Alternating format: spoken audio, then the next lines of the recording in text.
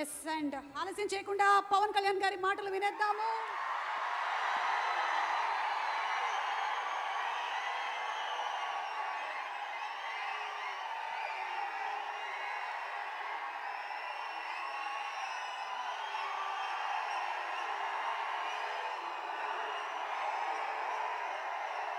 హరిహర వీరమల్లు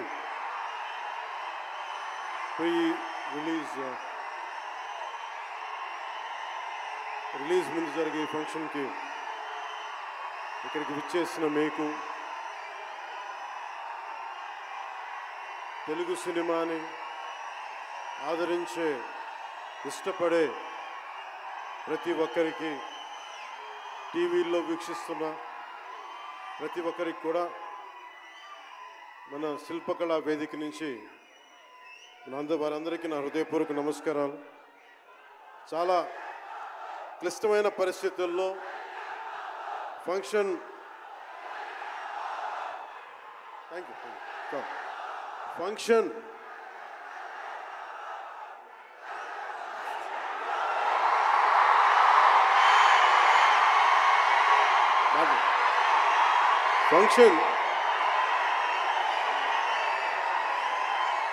హైదరాబాద్ తెలంగాణలో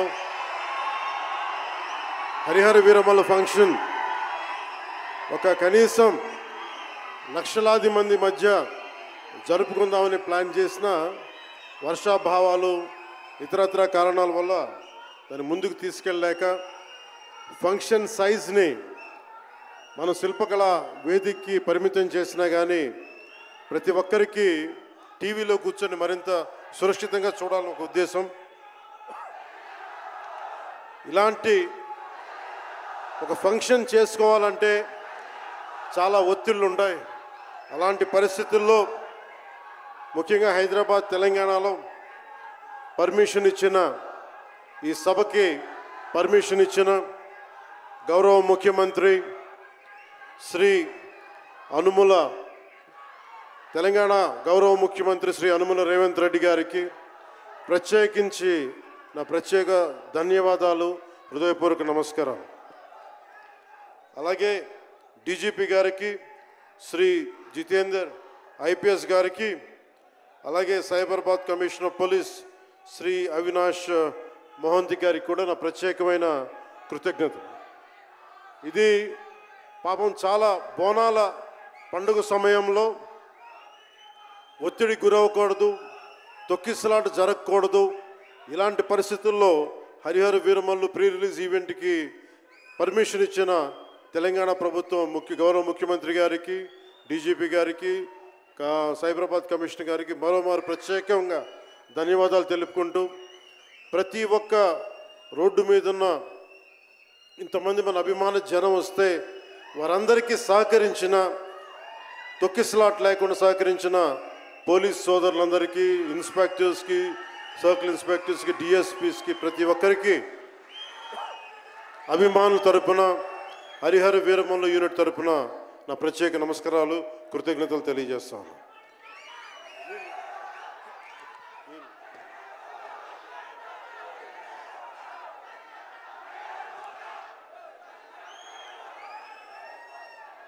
అలాగే తెలంగాణ సినిమాటోగ్రాఫర్ శాఖ మంత్రి శ్రీ కోమటిరెడ్డి వెంకటరెడ్డి గారు రావాల్సి ఉండింది, కానీ ఆయన మనకి సీఎం గారు రివ్యూ మీటింగ్ల వల్ల రాలేకపోయారు. వారికి కూడా నా ప్రత్యేక కృతజ్ఞతలు. అలాగే నేను పాలిటిక్స్కి వచ్చాక సినిమాలోకి వచ్చి మీ అభిమానాన్ని ఎలా సంపాదించుకున్నాను, పాలిటిక్స్లోకి వచ్చాక నేను స్నేహంతో పాటు ఒక మంచి స్నేహితుణ్ణి, అలాగే ఒక మంచి ఒక మిత్రుణ్ణి సంపాదించుకున్నాను. అది శ్రీ ఈశ్వర్ ఖండ్రే గారు. And I found a great friend and a great brother in him. I'm truly grateful to you, sir, from coming all the way from Karnataka, for making your time in your busy schedule, and I'm eternally grateful to you for making your presence felt here. Your blessings and your kind words and your good words are truly inspiring, and we will truly cherish this moment with you, sir. We are grateful to you. అలాగే కందుల దుర్గేష్ గారు గౌరవ పర్యాటక సాంస్కృతిక శాఖ మరి cinematograph శాఖ మార్చులు ఆంధ్రప్రదేశ్ ప్రభుత్వం. అలాగే ప్రత్యేకించి రఘురామకృష్ణరాజు గారు, మీకు తెలుసు కదా, ఆయన గురించి చెప్పక్కర్లేదు కదా. గౌరవ ఆంధ్రప్రదేశ్ శాసనసభ ఉపసభాపతి, ఆయన మాటని శాసనసభలో చూడాలి, చాలా ఆనందంగా ఉంటుంది ఆయనతోటి. వారికి కూడా నా ప్రత్యేకంగా ధన్యవాదాలు.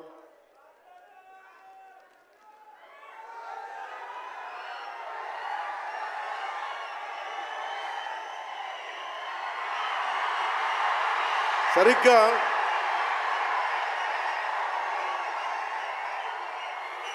ఒక 2 సంవత్సరాల క్రితం భీమ్లా నాయక్ రిలీజ్ అయినప్పుడు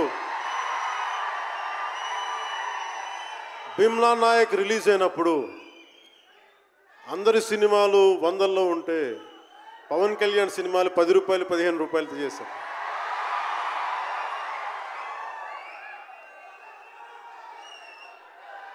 నేను ఒకటే చెప్పాను ఆ రోజున, మనల్ని ఎవడు ఆపేది.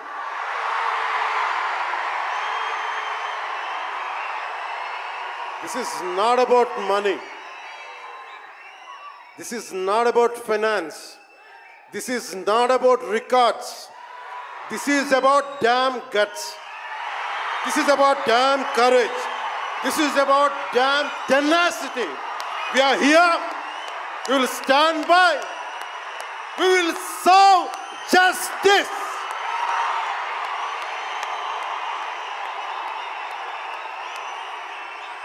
పవన్ కళ్యాణ్ ఎప్పుడు రికార్డుల కోసం ప్రయత్నం చేయాల. Reluctant actor. మా బ్రహ్మానందం గారు చెప్పినట్టుగా నేనేం కోరుకోలే, నేను ఒక యాక్టర్ అవ్వాలని కోరుకోలే, సగటు మనిషిగా బతుకుదామన్న ఒక్క ఆలోచన తప్ప నాలో ఏం లేదు. అలాంటిది నేను పొద్దున ప్రెస్ మీట్లో రత్నం గారి గురించి మాట్లాడాను, ఇప్పుడు మీకోసమే మాట్లాడతాను, నా అభిమానుల కోసం. ఈరోజు నేను ఇక్కడ నిల్చున్నాను, పడి లేచాను, పడుతూనే ఉన్నాను, లేస్తూనే ఉన్నాను. దానికి కారణం ఒకరే, మీరే.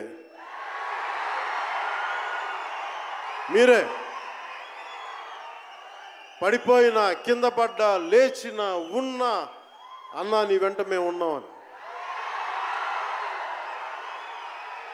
నా దగ్గర ఏమన్నా ఆయుధాలు ఉంటాయా? నా దగ్గర ఏమన్నా గుండాలు ఉంటారా? నా దగ్గర ఎవరు లేరు, గుండెల్లో ఉండే మీరు తప్ప.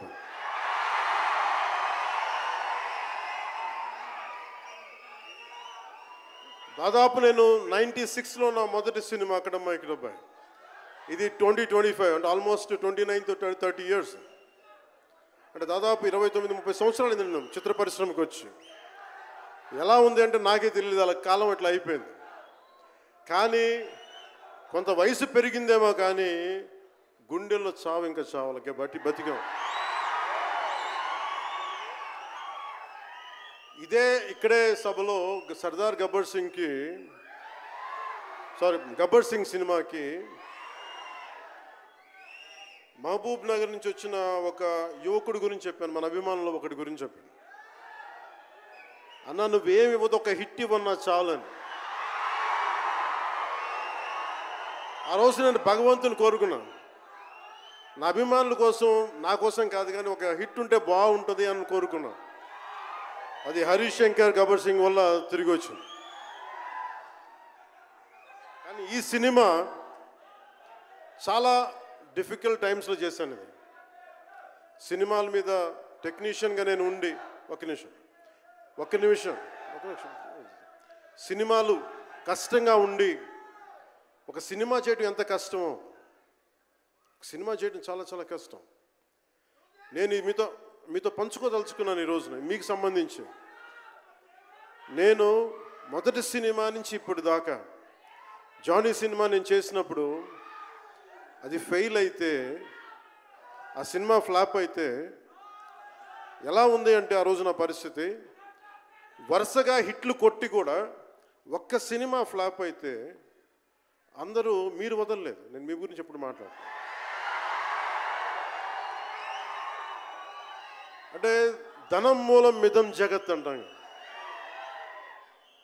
అంటే అన్ని బంధాలు, కార్ల్ మార్క్స్ చెప్పిన అన్ని బంధాలు ఆర్థిక బంధాలని సినిమా పరిశ్రమలో మరింత బలంగా తెలుస్తాయి. నా రెమ్యునరేషన్ ఇచ్చేసాను అని నా దగ్గర అంతమించి డబ్బులు లేవు. కానీ ఆ రోజు నుంచి ఈ రోజు దాకా ఒకటైతే మార్పు జరిగింది. నేను చిత్ర పరిశ్రమ హిట్స్ ఫ్లాప్స్ ఇవన్నీ వదిలేసి నేను ఒకటే నమ్మాను, నా అభిమానులు నాకున్నారు, నన్ను ప్రేమించేవాళ్ళు ఉన్నారు. డబ్బుకి ఎప్పుడు నేను ప్రాధాన్యత ఇవ్వాలి. నేను ఇచ్చింది బంధాలకు ప్రాముఖ్యత ఇచ్చాను. మనిషి నుంచి మనిషి బంధం. నా గుండె నుంచి మీ గుండెకి 2 గుండెల దూరం అంతే. నేను ఏమి కోరుకోలే, చాలా కష్టాల్లో ఈ సినిమా చేశాం. పేరుంది, ప్రధానమంత్రి గారి దగ్గర నుంచి అందరు తెలుసు. కానీ దానివల్ల డబ్బులు రావు. మనకి డబ్బులు వచ్చే సినిమానే రావాలి. కానీ సినిమాని ఎలా చేస్తాం? మిమ్మల్ని రంజింపజేయాలి, మిమ్మల్ని ఆనందింపజేయాలి. మనకి ఖుషీ లాంటి సినిమా తీసిన ఏఎం రత్నం గారు ఎప్పుడో 2017లో ఎప్పుడో సినిమా వచ్చి మీరందరూ తిడతా ఉంటారు కదా నన్ను, ఎంతసేపు రీమేకులు చేస్తావు అని. కరెక్ట్, ఏం చేయమంటారు చెప్పండి? మనకెవరు పెద్ద పెద్ద దర్శకులు లేరు. మన కింద నుంచి వచ్చిన వాళ్ళం. మనకి ఒక్క నిమిషం,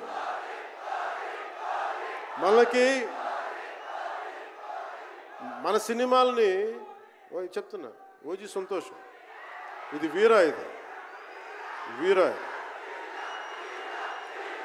మీకు ఈ సినిమా గురించి చెప్తాను మీకు. అంటే మనకి దర్శకులు ఎవరు లేరు.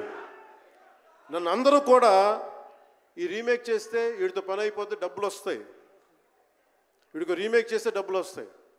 మధ్యలో నేను చేసిన పాపం వల్ల ఒక ఫ్లాప్ తీసాను అంతే. ఆ ఫ్లాప్ తర్వాత నా గ్రిప్ రాలే మళ్ళీ ఫిల్మ్ ఇండస్ట్రీలో. మళ్ళీ నాకు నిలబడింది ఒక త్రివిక్రమ్ శ్రీనివాస్ నిలబడ్డాడు నా కోసం. ఆయన ఎవరో కూడా తెలియదు నాకు. ఎవరన్నా సక్సెస్లో వెతుక్కొని వస్తారు, అపజయాల్లో వెతుక్కుని వచ్చిన నా మిత్రుడు, ఆత్మ బంధువు త్రివిక్రమ్ శ్రీనివాస్ వచ్చి అప్పుడు జలసా తీశారు. కష్టాల్లో ఉన్నప్పుడు లేదు, అడ్వర్సిటీ రివీల్స్ ట్రూ క్యారెక్టర్ అంటారు. కష్టాల్లో ఉన్నవాడే వచ్చినప్పుడు స్నేహితుడు. అలాంటి స్నేహితుడు నాకు భగవంతుడు త్రివిక్రమ్ శ్రీనివాస్ ద్వారా వచ్చాడు. అలాగే ఎందుకు రీమేక్స్ చేశాను మీకు ఉంటుంది కదా. నా పార్టీని ఎవడు నడుపుతాడు?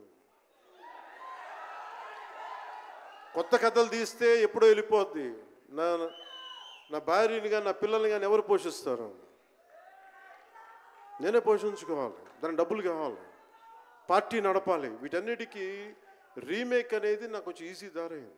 సొంత సినిమాలు కొత్త సినిమాలు చేయలేక కాదు, వేరే దారి లేక. నాకు దేశం పిచ్చి, సమాజ బాధ్యత పిచ్చి, సినిమా మీద ఉన్న కరెక్టే. నేనంటే మీకు పిచ్చి. అలాంటి నేను ఒక మంచి సినిమా రావాలని కోరుకుంటే అది ఏఎం రత్నం గారి ద్వారా వచ్చింది. కోరుకున్నాడు ఆయన, నీతోటి ఒక బలమైన సినిమా తీయాలని.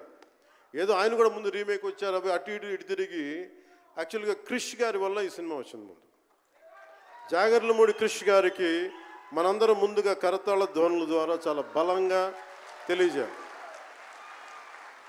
ఆయన ఒరిజినల్ ఫౌండేషనల్ వర్క్ మీద ఇది ముందు. వ్యక్తిగత కారణాలు, కొన్ని ప్రొఫెషనల్ రీజన్స్ వల్ల మధ్యలో ఆయన వెళ్ళిపోవాల్సి వచ్చింది. ఈ సినిమాకి 2 కరోనా ఇది వచ్చినాయి, 2 కరోనా వేవ్స్ కొట్టినాయి. దాని మధ్యలో నలిగిపోయింది సినిమా. అలాంటి సమయంలో ఒక ఆస్కర్ విన్నర్ ఎక్కడో మనం ఆంధ్రప్రదేశ్లో చిన్న బడ్జెట్లో సినిమా తీస్తే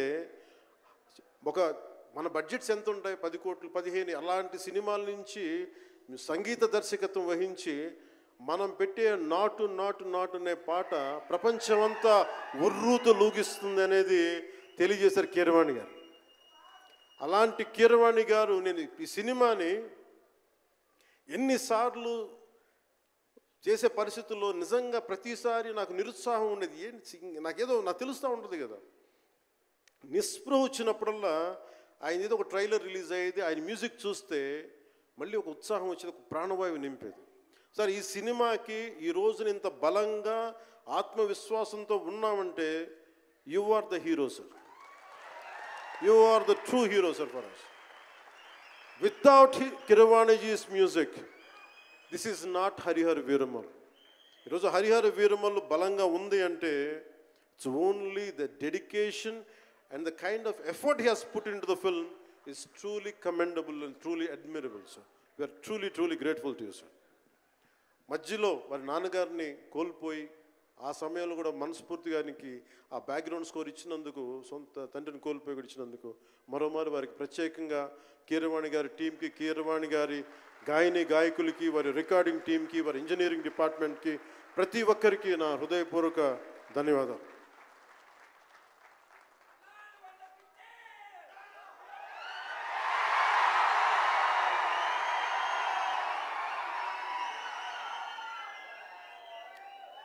ఈ సినిమాని టెక్నీషియన్స్ గురించి అందరితో మాట్లాడి then will talk about cinema. Jyothi Krishna నాకు ఖుషీ టైం నుంచి లండన్లో చదువుకొని వచ్చాడు, film making course as a director. ఆయన సినిమాని చాలా బాగా హ్యాండిల్ చేశారు. ఎలా ఈ పరిస్థితులు ఎవరు చేయగలరు అనుకుంటా ఆయన స్టెప్ ఇన్ అయ్యి ఒక తండ్రికున్న విజన్కి కొడుకు సారథ్యం వహించి తండ్రి కొడుకుల తాలూకు ఇది ఎఫర్ట్ ఈ సినిమా ఇది. సో మనస్ఫూర్తిగా జ్యోతికృష్ణ గారికి, రత్నం గారికి మరోమారు నా ధన్యవాదాలు చెప్తా ఉన్నాను. అలాగే ఈ సినిమాని ప్రారంభించినప్పుడు జ్ఞానశేఖర్ గారి కెమెరామెన్, ఆయనకి నా మనస్ఫూర్తిగా కృతజ్ఞతలు. అసలు ఈ సినిమాని ఇంత రికార్డ్ బ్రేకింగ్ స్థాయిలో మీ అందరికీ తెలుసు కదా, మీరు అంతసేపు ఓజీ అంటారు. నా సినిమానే ఓజీ బయట వాళ్ళ సినిమా కాదు కదా, మన సినిమానే కదా. కానీ హరిహర వీరమల్లుకి ప్రాణం పెట్టిన ఇంకొక వ్యక్తి ఉన్నారు, ఆయన మనోజ్ పరమహంస. అంటే నాకు టైము నేను రోజు చెప్పాను 2 గంటలు ఇస్తానని చెప్పాను. నేను అడ్మినిస్ట్రేటివ్ నా దగ్గర ఉంది, ఈశ్వర్ ఖండ్రే గారిలాగా నేను కూడా ఫారెస్ట్ మినిస్టర్, దాంతోపాటు పంచాయతీ రాజ్ ఉంది. వీటన్నిటి మధ్యలో నేను ఇవ్వగలిగేది 7 నుంచి 9 2 గంటలు ఇస్తాను. మీకు ఏం చేస్తుంటారో చేసుకోండి. వారానికి 5 రోజులు ఇచ్చేవాడు. ఈ 5 రోజుల్లో దాన్ని చాలా పగడ్బందీగా ప్లాన్ చేసి మంగళగిరిలో ఉన్న జనసేన పార్టీ ఆఫీస్ నుంచి 2 గంటల ఒక కూతవేటు దూరంలో ఉన్న నా సన్నిహితులు, నా మిత్రులు రమేష్ లింగంనేని గారి మిడ్ వ్యాలీ స్టూడియో, వాళ్ళ స్థలం ఉంటే దాన్ని మిడ్ వ్యాలీ స్టూడియోస్గా మార్చేసి అక్కడే సెట్స్ చేసాం. మొత్తం మేజర్ వర్క్ అక్కడే చేసి దాని స్పెషల్ ఎఫెక్ట్స్ చేసాం. ఇలాంటివన్నీ సహకరించినందుకు, చేయగలిగిన సత్తా ఉన్న మనోజ్ పరమహంస గారికి మనస్ఫూర్తిగా నా ధన్యవాదాలు. అలాగే ఎగ్జిక్యూటివ్ ప్రొడ్యూసర్ దయాకర్ రావు గారికి, అలాగే ఆర్ట్ డైరెక్షన్కి చేసిన తోట తరుణి గారికి, అలాగే పాపం నేను పొద్దున కూడా చెప్పాను, ఈ సినిమాకి ఎవరన్నా సరే ఎంతమంది క్యాస్టింగ్ ఉన్నారు ఈ రోజున. విచిత్రంగా నేను, నిధి అగర్వాల్ తప్ప ఇంకెవరు లేరు. మన భరణి గారు, రఘు గారు, చాలా మేజర్ క్యాస్టింగ్ ఉంటే ఎవరు లేరు. దానికి ఈ సినిమాని ఇన్ని రోజుల దాకా, గత నెల రోజుల నుంచి ఒంటి చేత్తోటి జనం మధ్యలో ఉండేలాగా నిధి అగర్వాల్ గారికి మనస్ఫూర్తిగా నేను ఆవిడని చూసి సిగ్గు తెచ్చుకొని నేను కూడా ఈ రోజున మాట్లాడాను. అంటే నువ్వు ఎంత ఉప ముఖ్యమంత్రి అయినా, అంటే ఢిల్లీకి రాజైనా తల్లి కొడుకేలాగా నువ్వు ఎంత ఉప ముఖ్యమంత్రి అయినా నువ్వు ఈ సినిమాకి హీరోవి అని చెప్పుకొని నేను ఆవిడని చూసి సిగ్గు తెచ్చుకొని నేను కూడా మీడియా ఇంటరాక్షన్ చేశాను. రేపు కూడా చేయబోతున్నా, ఎల్లుండి కూడా చేయబోతున్నా. అలాగే నాకు బాబీ డియోల్ గారు, నేను చిరంజీవి గారు షూటింగ్స్ ఉన్నప్పుడు మన ధర్మేంద్ర గారితో చూసేవాడిని ఊటీలో. అలాంటి Bobby Deol acted as Aurangzeb, tyrant ruler. అలాంటి brilliant performance by Bobby Deol. I truly grateful to Bobby Deol for accepting this role. అలాగే తోట తరణి గారికి మనస్ఫూర్తిగా నా ధన్యవాదాలు. జే మీడియా వారి సంస్థ అధిపతులకు కూడా నా హృదయపూర్వక ధన్యవాదాలు. ముఖ్యంగా రేట్స్ ఇచ్చి 2 సంవత్సరాల క్రితం భీమ్లా నాయక్ రిలీజ్ అయినప్పుడు 10-15 రూపాయల టికెట్తో వచ్చినప్పుడు నేనేమనలా. కానీ మీ కోరిక మేరకు ఈరోజు టికెట్ రేట్స్ పెరిగి ప్రభుత్వం మనదొచ్చి మన సినిమా ఇప్పుడు రిలీజ్ అవుతుంది. ఆ రోజు మీరు పంతం కొద్ది చూశారు. ఈరోజు ఆ రోజు పెట్టిన ఎఫర్ట్కి ఇది బయటకు వచ్చింది. ఇది దాని తాలూకు సత్తా మీరు చూస్తారు ఈరోజు. Okay, now will come back to the story of Harihara Veeramallu. Harihara Veeramallu ఇది నాకు చాలా ఇష్టమైన సబ్జెక్ట్. ఇది మనందరం చరిత్రలో చదువుకుంటాం. భారతదేశం ఎవరి మీద దాడి చేయలే, భారతదేశం ఎవరి మీద కూర్చొని ఆక్రమణం చేయలే. ఈ దేశాన్ని అందరూ ఆక్రమించుకున్నారు. మనం చదువుకున్న టెక్స్ట్ బుక్స్లో కానీ స్కూల్ బుక్స్లో కానీ ఎంతసేపు మొఘల్ తాలూకు గొప్పతనాన్ని చెప్పారు తప్ప మొఘల్ తాలూకు అరాచకాన్ని చెప్పలేదు ఎవరు. Akbar is great, Shahjahan is great, Aurangzeb is great అంటే what they had done. Vijayanagara empire గురించి మాట్లాడాల. ఇంతమంది కింగ్స్ ఉన్నారు, ఎవరి గురించి మాట్లాడాల. We always heard about Mughals' greatness, but what Aurangzeb has done to our country, సొంత తమ్ముడిని చంపేసి దారా సిక్కుని చంపి షాజహాన్ని జైల్లో పెట్టి నువ్వు హిందువుగా బతకాలి అంటే నువ్వు ట్యాక్స్ కట్టాలి. Can you imagine? For being a Hindu you have to pay tax as a Hindu, just to accept, to practice. ఇలాంటి సమయంలో ఒక ఛత్రపతి శివాజీ మహారాజ్ లాంటి వాడు గుండెల్లో శౌర్యాన్ని నింపాడు. మనకి తమిళనాడు దురాక్రమణ గురైతే all the way from Maharashtra he came back and supported, stood by people. ఇలాంటి నేపథ్యంలో హరిహర వీరమల్లు ఒక ఫిక్షస్ క్యారెక్టర్, ఒక కల్పిత పాత్ర. అలాంటి పాత్రలో సగటు మనిషి ఏమి చేసి ఉండొచ్చు? ఎంతసేపు మనం కోహినూర్ ఎక్కడి నుంచి వచ్చింది? కోహినూర్ ఒకప్పుడు ఉమ్మడి రాజధాని కదా ఇదంతా, మనందరికీ ఉమ్మడి దేశం కదా ఇదంతా, తెలంగాణ నుంచి కృష్ణానది తీరం వరకు టిల్ విజయవాడ. ఆ కృష్ణానది తీరం దగ్గర ఇప్పుడు విజయవాడలో ఉన్న కొల్లూరు దగ్గర వజ్రపు గనులు ఉంటే అక్కడ దొరికిన వజ్రం అది. ఆ వజ్రం ఎక్కడి దాకా వెళ్ళింది? అది మన నిజాం నవాబ్ దగ్గరికి వచ్చింది. నిజాం నవాబ్ దగ్గర నుంచి ఆ మొఘల్కి వెళ్ళింది. రకరకాల ఫైనల్గా ఈ రోజున కోహినూర్ యూకే లండన్లో ఉంది, లండన్ మ్యూజియంలో ఉంది. సో దాన్ని దృష్టిలో పెట్టుకొని నాకు కృషి గారు కథ చెప్పినప్పుడు ఇంట్రెస్టింగ్ అనిపించింది. Then we did the story, then cinema చేశాం. ఈ సినిమా మేకింగ్ ప్రాసెస్లో చాలా నలిగాం. ఇలాంటివన్నీ నలిగిన తర్వాత ఒకటే ఏంటంటే ఈ సినిమాలో ఇది ఎన్ని రికార్డులు చేస్తా నేను చెప్పలేను, ఎందుకంటే ఎంత కలెక్షన్ చేస్తానో నేను చెప్పలేను. ఎందుకంటే నేను ఎప్పుడు కూడా ఈ రోజుకి చెప్తున్నాను, we did our best efforts better. అంటే మీరు అంటారు కదా, మీకోసం కొంచెం కాలు కూడా కదిల్చాను డ్యాన్సుల కోసం. అలాగే నేను చాలా సంవత్సరాలు అయిపోయింది. ఎంతసేపు పొలిటికల్ ప్రాసెస్లోకి వెళ్ళిపోయి రియల్ లైఫ్ గుండాలను ఎదుర్కొన్నాను, రియల్ లైఫ్ రౌడీలను ఎదుర్కొన్నాను. కానీ